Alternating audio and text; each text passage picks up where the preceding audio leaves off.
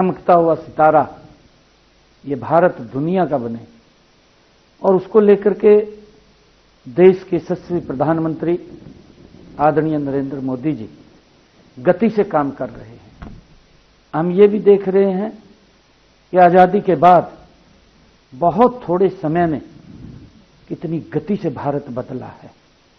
ये आज हम सब की आंखों के सामने है, जिसकी चर्चा देश के 140 करोड़ लोग वो देख करके करते हैं कि भारत बदल रहा है। साथियों, उसी कड़ी में हमने भी ये संकल्प लिया है कि जो आदरणीय प्रधानमंत्री जी का संकल्प है, उस संकल्प के साथ हरियाणा भी कंधे से कंधा मिला करके आदरणीय प्रधानमंत्री जी के साथ गति से आगे बढ़ेगा।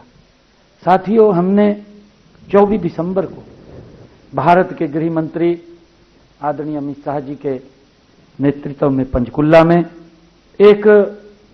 हमने अपना विजन डॉक्यूमेंट 2047 उसको लॉन्च करवाया और उसके ऊपर हमने पिछले दिनों यहीं गुरुग्राम के अंदर एक कार्यशाला भी की कि 2047 में हरियाणा क्या होगा, उसका विजन, उसकी सारी रणनीति हमारे एक्सपर्ट्स, हमारे शिक्षाविद, हमारे बहुत सारे पूरा दिन उसके ऊपर चर्चा की और उन्होंने सुझाव दिए ताकि हम हरियाणा को 2047 का एक मजबूत हरियाणा, सशक्त हरियाणा। अपने वक्तव्य में कई बार इस बात की चर्चा भी की है कि हरियाणा भारत का एक ग्रोथ इंजन के रूप में काम करेगा। तो साथियों, हमने उस दिशा में मिलकर के काम करना है। आज जो ये पूरा और ये लगातार हर वर्ष हम प्रदेश उनसे सुझाव आमंत्रित करते हैं, बड़े महत्वपूर्ण सुझाव उनके आते हैं और उसका जो सोच है कि ये बजट सरकार का नहीं, ये बजट ये जनता का होना चाहिए। साथियों, हम देखते थे कि लोग इस बात की चर्चा करते थे कि सरकार ने अब ये बजट पेश किया, परंतु अब प्रदेश के लोगों को लगता है कि ये बजट सरकार का नहीं, ये बजट हमारा है और यही सुशासन है। जब प्रदेश का जन, देश का जन एक बात बोले कि सरकार मेरी है, जब उसको ये लगने लगता है कि सरकार मेरी है, तो यही सुशासन है और सुशासन की इसी गति के ऊपर हम काम कर रहे हैं। मुझे खुशी है कि शिक्षा भी समाज की आत्मा होती है। हम सब जानते हैं कि यह वह नींव है जिस पर आने वाली पीढ़ियों का चरित्र, कौशल, आत्मविश्वास और राष्ट्र निर्माण की चेतना खड़ी होती है। साथियों, हम सभी भली भांति जानते हैं कि जैसी शिक्षा होगी वैसा ही भविष्य बनेगा। हम सब इस बात को जानते हैं। हरियाणा का उज्जवल भविष्य, आत्मनिर्भर और विकसित भविष्य गुणवत्तापूर्ण शिक्षा से ही ये संभव है। साथियों, मुझे भी खुशी है, हमारा मानना भी है कि आज के बच्चे कल के वैज्ञानिक, शिक्षक, उद्यमी, खिलाड़ी और प्रशासक, राष्ट्र निर्माता उन्हीं में से ही बनते हैं। हम सब इस बात को जानते हैं। इसीलिए शिक्षा में किया गया हर निवेश वास्तव में राष्ट्र के भविष्य में किया गया निवेश है, ताकि राष्ट्र हमारा मजबूती से वो आगे बढ़े, आगे खड़ा हो। साथियों, शिक्षा के क्षेत्र की अगर हम बात करें तो पिछले 5 मार्च 2025 को चंडीगढ़ में हमने शिक्षा जगत के साथ साथ 2025-26 को लेकर के विस्तृत विचार विमर्श चर्चा हमने किया था। वह हमारे लिए अत्यंत उपयोगी और मार्गदर्शक सिद्ध हुआ है। उस बैठक में आप सभी से जो हमारे पास महत्वपूर्ण सुझाव आए, 170 बहुमूल्य सुझाव उस बैठक के अंदर हमारे पास आए और इनमें से 63 सुझावों को हमने पिछले बजट में शामिल भी किया है। साथियों, मैं बताना चाहूंगा कि हमने 2025-26 का जो बजट में शामिल किया था, यह इस बात का प्रमाण है कि हमारी सरकार केवल सुनती नहीं है, बल्कि आपके सुझावों को नीतियों में बदलने पर भी गति से कार्य करती है। साथियों, मुझे खुशी है कि आपके सुझावों को ध्यानपूर्वक मैंने यहां बैठ करके सुना भी है और लिखा भी है। हमारी अधिकारी, उच्च स्तर के सभी अधिकारी, हमारे मंत्रिमंडल के सभी माननीय मंत्रीगण आज यहां आपके इन बहुमूल्य सुझावों को उन्होंने सुना भी है और सुन करके उन सुझावों को लिखा भी है, ताकि इन सुझावों को हम हरियाणा प्रदेश के जन में उनका उपयोग कर सकें। साथियों, आपके सुझावों को ध्यानपूर्वक सुनते हुए शिक्षा विभाग के लिए पिछले वर्ष हमने 21,893 करोड़ रुपए के बजट का प्रावधान हमने किया था और इसमें एक बड़ी राशि का प्रभावी उपयोग भी हम कर चुके हैं, उसको खर्च कर चुके हैं। हम सब जानते हैं कि उच्चतर शिक्षा की आत्मानुसंधान एवं अनुसंधान शौर्य में ये बस्ती है और इसलिए हमने चालू वित्त वर्ष में हरियाणा में 20 करोड़ रुपए का हरियाणा राज्य अनुसंधान कोष, जिसकी मैंने चर्चा भी की है, ये हमने पिछले बजट में सुझाव आया था और उस सुझाव को हमने इम्प्लीमेंट किया और 20 करोड़ रुपए का रिसर्च के लिए हमने इसके अंदर प्रावधान किया। और हमारे रंगा साहब बीच में बैठे हैं, वो इसकी चर्चा कर रहे थे, तो मैंने उनको इस बात के लिए कहा कि अभी हमारे वीसीस भी आपके बीच में बैठे हैं, उन्होंने इस सब रिसर्च को लेकर के एमओयू हमारी यूनिवर्सिटीज ने किए हैं, ताकि इसका जो हमने कोष बनाया था उस कोष का लाभ हरियाणा प्रदेश के जन को मिले। साथियों, अब तक 360 से अधिक प्रोजेक्ट प्रपोजल्स उनकी प्राप्त भी हो चुकी है इस रिसर्च के लिए। वर्ष 2025-26 के राज्य बजट में हमने हरियाणा को उच्चतर शिक्षा का एक वैश्विक गंतव्य बनाने के लिए हर जिले में एक राजकीय महाविद्यालय को मॉडल संस्कृत महाविद्यालय बनाने के रूप में विकसित करने का संकल्प हमने लिया है। हमने, क्योंकि हर जिला के अंदर एक मॉडल संस्कृत महाविद्यालय हो जिसके अंदर सब सुविधाएं वहां पर मिले, और ये 22 मॉडल संस्कृत महाविद्यालय हमारी नई राष्ट्रीय शिक्षा नीति के प्रावधानों को वर्ष 2026-27 में पूरी तरह से ये लागू हो जाएंगे। हमने इसके ऊपर गति से काम कर रहे हैं। साथियों, राष्ट्रीय शिक्षा नीति 2020 ने देश की शिक्षा प्रणाली को 21वीं सदी की जरूरतों के अनुरूप ढालने की स्पष्ट रूपरेखा हमने तैयार की है, लेकिन किसी भी नीति की सफलता उसके प्रभावी, मापीय और समयबद्ध क्रियान्वयन पर वो निर्भर करती है, ताकि उसका लाभ जन को मिले। साथियों, इसी जरूरत को ध्यान में रखते हुए गत 28 जनवरी को पंचकुला में हमने एक नीव पोर्टल, उसका भी शुभारंभ किया है।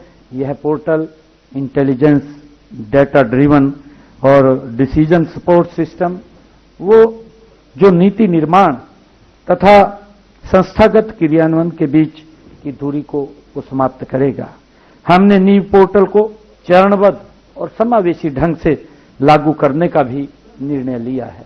साथियों, हमने पहले चरण में इसे विश्वविद्यालयों में हम लागू करने जा रहे हैं और इसके बाद महाविद्यालयों और आगे चलकर स्कूलों तक, ये अन्य शैक्षणिक संस्थानों तक इसका विस्तार किया जाएगा। आपके सुझाव के आधार पर हमने कई महत्वपूर्ण पहले वो शुरू भी की हैं। साथियों, इनमें आधुनिक मॉडल संस्कृत स्कूल, जिसकी मैंने चर्चा भी की है, कि हमने हर 10 किलोमीटर के ऊपर एक मॉडल संस्कृत स्कूल, ताकि आजकल माँ बाप सोचते हैं कि हमारा बच्चा अंग्रेजी स्कूल में पढ़े तभी वो प्राइवेट स्कूल्स की तरफ बढ़ते हैं। तो हमने उस बात को ध्यान में रखते हुए हर 10 किलोमीटर के ऊपर एक मॉडल संस्कृत स्कूल खोलने का निर्णय किया, ताकि बच्चे सीबीएसई पैटर्न के अंदर अच्छी शिक्षा ले सकें और माँ बाप भी उनको वहां पर पढ़ाई कर सकें। क्योंकि हम सब जानते हैं, हम सबको मालूम भी है कि जो हमारे टीचर्स हैं वो टीचर्स इतने एक्सपर्ट हैं कि किस वो प्रक्रिया से निकल करके स्कूल के अंदर आते हैं। हमारे पास वो गुणवत्ता टीचर्स की है जो उनको उस लेवल के ऊपर उनकी पढ़ाई करा सकते हैं। साथियों, आपके सुझाव पर हमने जैसा कई विषयों को हमने शुरू किया है, इनमें जैसे दोहरी पाली में स्कूल संचालन जो डबल पैरी के हैं, हमने पिछले बजट के अंदर इस बात की घोषणा की थी तो सिंगल पारी में स्कूल होना चाहिए और वहां पर देख करके कोई अन्य उसका एक्सटेंशन अलग से कोई स्कूल बने, उसके लिए हम काम कर रहे हैं। और स्टेम लैब की स्थापना भी की जा रही है और छात्रों को इसरो, DRDO जैसे महत्वपूर्ण संस्थाओं से जोड़ना, ये हमने इसके अंदर तय किया है। और इसके अलावा हमने बुनियादी शिक्षा को मजबूत करने के कार्यक्रम हरियाणा राज्य अनुसंधान कोष, कल्पना चावला छात्रवृत्ति योजना जिसकी चर्चा भी की है, और उद्योग एवं अकादमी साझेदारी जैसी पहलों भी इसी सहभागिता का ही परिणाम है। हमने, क्योंकि हमारे जो पॉलिटेक्निकल्स हैं, ITIs हैं या हमारी यूनिवर्सिटीज हैं, उनके साथ हमारे इंडस्ट्रियलिस्ट का भी MOU हमने साइन करवाए हैं ताकि हमारे जो इंडस्ट्रियलिस्ट हैं, बड़ी कंपनी हैं, वो बच्चों को प्लेसमेंट दे सकें। और बच्चे हमारे जा भी रहे हैं, जो अच्छे बच्चे वहां गुणवत्तापूर्वक शिक्षा प्राप्त कर रहे हैं तो बच्चों को प्लेसमेंट भी मिल रही है।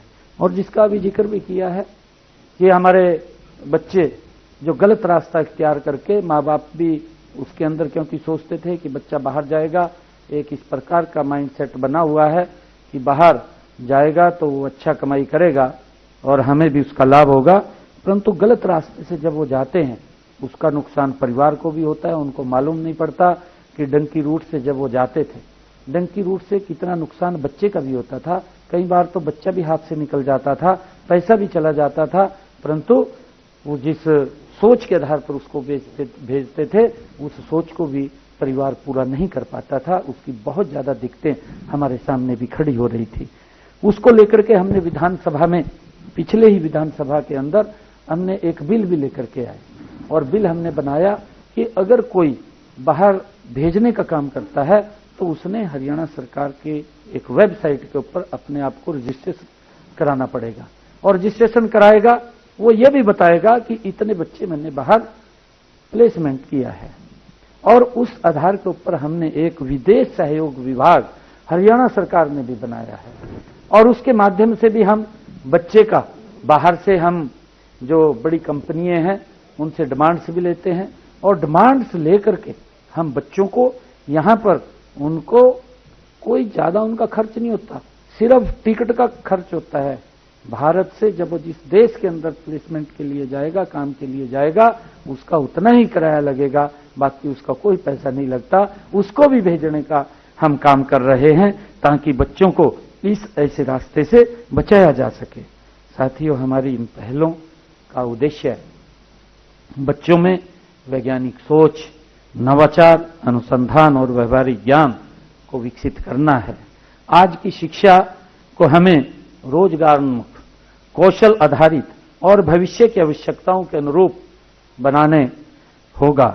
साथियों, आज मैं विश्वास दिलाता हूं कि जब बजट 2026-27 में शिक्षा क्षेत्र से जुड़े सार्थक, व्यवहारिक और दूरदर्शी सुझावों को पूरी प्राथमिकता के साथ हम आगामी बजट में शामिल इनको किया जाएगा और संसाधनों की कमी को भी कभी भी गुणवत्तापूर्ण शिक्षा के मार्ग में बाधा नहीं बनने दिया जाएगा। मैं आप लोगों को ये भी विश्वास दिलाता हूं।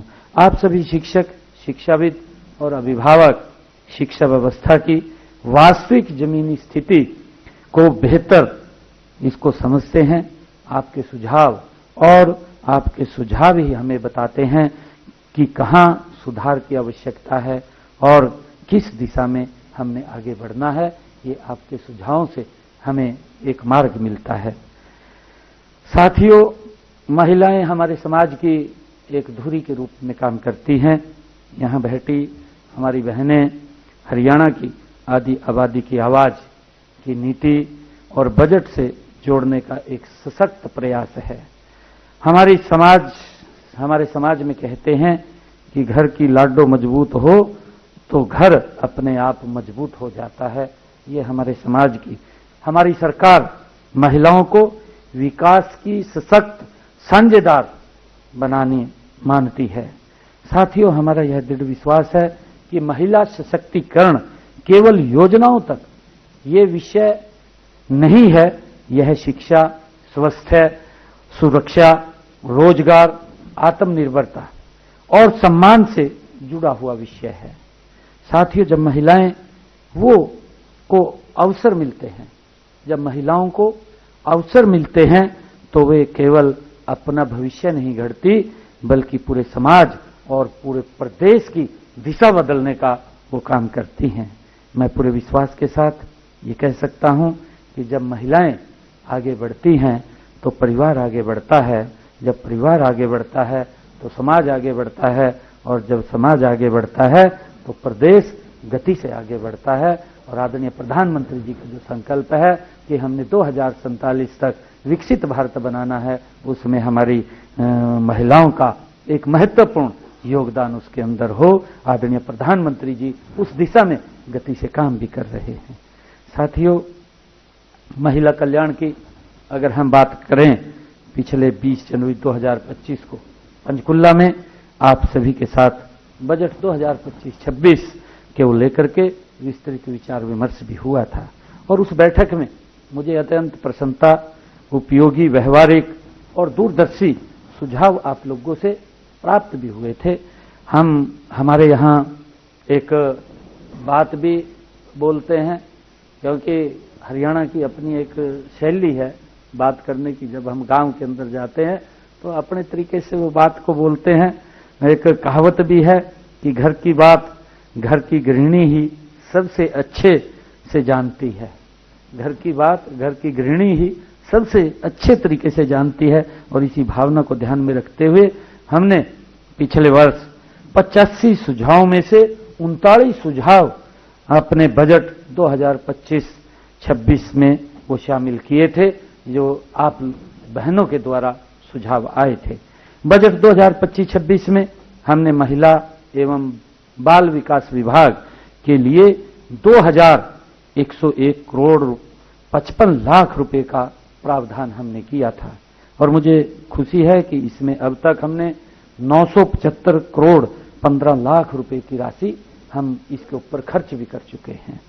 साथियों, महिला कल्याण और आपके आर्थिक सशक्तिकरण को नई दिशा देने के लिए हमने 25 सितंबर को लाडो लक्ष्मी योजना वो भी शुरू की है। हमने अपने बजट के अंदर जो बजट हमने संकल्प पत्र जो तय किया था, हमने 217 संकल्प उस संकल्प पत्र के अंदर लिए थे, और मुझे खुशी है कि सरकार इतनी गति से काम कर रही है कि 217 संकल्पों में से हमने 53 संकल्प पूरे कर दिए हैं, और जब ये फाइनेंशियल ईयर समाप्त होगा इसमें 163 संकल्प और जुड़ जाएंगे। ये हमारे लिए बड़ी खुशी की बात है कि हम जो बात बोलते हैं उस बात को धरातल पर उतारने का काम हमारी पूरी सरकार मनोयोग से काम करते हुए वो जन के हित में उसको काम करती है।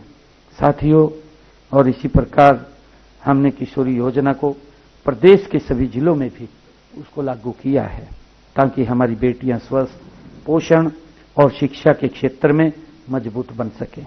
साथियों, महिलाओं की शिक्षा और सुरक्षित आवास की आवश्यकता को हमने ध्यान में रखते हुए प्रदेश में 6 जिलों में महिला छात्रावासों का निर्माण भी किया गया है।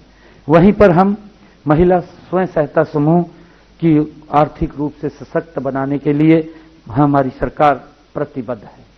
साथियों, इसी उद्देश्य से हमने सरकारी संस्थानों में चल रही कैंटीनों का 1/3 टेंडर हमने इन सेल्फ हेल्प ग्रुप की महिला बहनों को देने का काम हमने किया है, और इसके अतिरिक्त प्रदेश के 2000 आंगनवाड़ी केंद्रों को सक्षम आंगनवाड़ी केंद्रों के रूप में बदला जा रहा है और इससे माताओं और बच्चों को बेहतर पोषण, स्वास्थ्य और देखभाल की सुविधाएं भी वहां मिलती हैं। मैं ये कहना चाहूंगा कि इन सभी उपलब्धियों में आप सभी के अनुभव, सुझाव और सहभागिता की अहम भूमिका रही है। साथियों, पिछले बजट की सफलता आपके सार्थक परामर्श का ही ये परिणाम है। मैं इसी विश्वास के साथ आप सभी के बीच इतनी देर तक यहां बैठा रहा हूं, क्योंकि आप लोगों ने इंतजार भी किया है और आज क्योंकि कई कार्यक्रम थे, हमें पहले तो अलग अलग ये 2 कार्यक्रम हमने रखे थे, परंतु फिर समय के अभाव के कारण मैंने कहा कि इसको क्लब कर दिया जाए, एक ही कार्यक्रम कर दिया जाए, क्योंकि कई कार्यक्रम आज यहीं गुरुग्राम में सुबह 9 बजे से चल रहे हैं। हर घंटे में एक अलग कार्यक्रम था और फिर भी मैं टाइम को बड़ा कवर किया है कि आधा घंटा लेट आपके बीच में पहुंचाऊं। उसके लिए हम क्षमा प्रार्थी भी हैं कि आपने आधा घंटा इंतजार करना पड़ा, परंतु आपके बहुमूल्य सुझाव हमारे पास आए हैं और इस बार आपके सुझावों की जो गुणवत्ता है, व्यवहारिकता है और दूरदर्शिता है, वो पिछले वर्ष से और अच्छी होगी, बेहतर होगी, जिसका लाभ हमें मिलेगा। मैंने आप सभी के विचारों को ध्यानपूर्वक सुना भी है। जैसा मैंने कहा है कि हमारी पूरी टीम, जो हमारे मंत्रीगण हैं, हमारे अधिकारीगण हैं, वो सब आपकी एक एक बात को सुना भी है, उसको नोट भी किया है। मैं आपको विश्वास दिलाता हूं कि शिक्षा और महिलाओं से जुड़े विभिन्न क्षेत्रों के विकास के लिए बजट प्रावधानों में कोई कमी नहीं आने दी जाएगी। उसके लिए हम खुल करके इन बजट को देने का काम करेंगे। मैं केवल आपसे ये अनुरोध भी करना चाहूंगा कि आने वाले अगले 8-10 दिन के अंदर, जैसा अभी मंच से भी बोला गया है कि आपके टेबल के ऊपर एक QR कोड, जो हमने AI बेस्ड जो चैट बॉक्स वो लॉन्च किया है, उस चैट बॉक्स के ऊपर आप अपने महत्वपूर्ण सुझाव उसको जरूर शेयर करिएगा। और अगर आप अलग से कहीं चर्चा करते हैं, कहीं सोसाइटीज के अंदर बैठ करके आप बातचीत करते हैं, वहां से कोई अच्छे सुझाव निकल करके आते हैं, मेरा आग्रह आप लोगों से है कि आप उन सुझावों को भी इसके अंदर जरूर शेयर कीजिएगा, ताकि हरियाणा के लोगों को इसका लाभ मिल सके। और साथियों, मैं आपको एक बात और कहना चाहता हूं कि जब आप विधानसभा बजट 2026-27 जब, क्योंकि मैं वित्त मंत्री भी हूं और वित्त मंत्री के नाते बजट मुझे प्रस्तुत करना होता है, जब मैं बजट प्रस्तुत करूंगा तो आप इसको अवश्य देखें। मेरा ये आग्रह है, जिस दिन बजट हम प्रस्तुत करें उसको आप अवश्य देखें। आपको ये लगेगा, आप ये महसूस करेंगे कि हमने जो सुझाव दिए थे वो सुझाव इसके अंदर शामिल हुए हैं। और साथियों, मैं एक और बात निमंत्रण भी आप लोगों को देना चाहूंगा, जिन हमारे महानुभाव के सुझाव इसके अंदर शामिल हो गए, उनको बाकायदा हम निमंत्रण दे करके विधानसभा की गैलरी में बैठा करके उनको सुनाएंगे, ताकि ये सुझाव उनके जो आए हैं वो कितना लाभ वो हरियाणा के लोगों को उसका मिला है। साथियों, मैं ये भी कहना चाहता हूं कि आप सभी इस बात के साक्षी बन सकें कि हमने जो बात कही थी, जो वायदा किया था, हमने उसको पूरा किया है। साथियों, ये पहली बार आदरणीय मोदी जी के नेतृत्व वाली सरकार में हो रहा है और उसका कारण भी है, आदरणीय प्रधानमंत्री जी इस बात को बार बार बोलते हैं कि इस बजट के ऊपर एक एक पाई को प्रदेश और देश के लोगों का हक है और उनके वेलफेयर के अंदर ये खर्च होनी चाहिए। अलग अलग क्षेत्र के अंदर हम अलग अलग उसमें काम कर रहे हैं। आज मैं एक भारत विकास परिषद के एक आरोग्य केंद्र का वहां एक्सटेंशन भी था और उसके अंदर मैं बात कर रहा था। जब सुबह 9 बजे मैं वहां पर गया तो वहां पर पूरे डॉक्टर्स और जो उसको सहयोग करने वाले लोग थे वो सब काफी मात्रा के अंदर वहां उपस्थित थे। मैं वहां पर बात कर रहा था कि उन्होंने एक समाज हित के अंदर एक इतनी बड़ी संस्था के माध्यम से गरीब लोगों को सस्ते दरों के ऊपर इलाज कर रहे हैं। साथियों, हमने पिछले बार जब बजट के अंदर सुझाव हमारे पास आए, हमने हरियाणा प्रदेश के अंदर जो हमारे हॉस्पिटल्स हैं डिस्ट्रिक्ट लेवल के ऊपर जो हॉस्पिटल्स हैं उनका जीर्णोद्धार हम कर रहे हैं। और उसके अंदर क्योंकि जो आम व्यक्ति है वो बड़ा विश्वास सरकारी हॉस्पिटल्स के ऊपर करता है कि मैं यहाँ इलाज कराऊं, मेरा सस्ते में इलाज होगा, मेरा पैसा खर्च नहीं होगा। परंतु आदरणीय प्रधानमंत्री जी ने आयुष्मान योजना, हरियाणा सरकार उसके साथ चिरायु योजना ऐड करके प्रदेश के 1.5 करोड़ से ज्यादा लोगों को 5 लाख रुपए का अधिकार दिया है, जिससे कि एक वातावरण गरीब व्यक्ति का बदला है। हमने हरियाणा प्रदेश के अंदर 10 हर डिस्ट्रिक्ट पे एक हॉस्पिटल बनाने की बात कही है, परंतु 10 हॉस्पिटल हमने उस लेवल के खड़े कर दिए हैं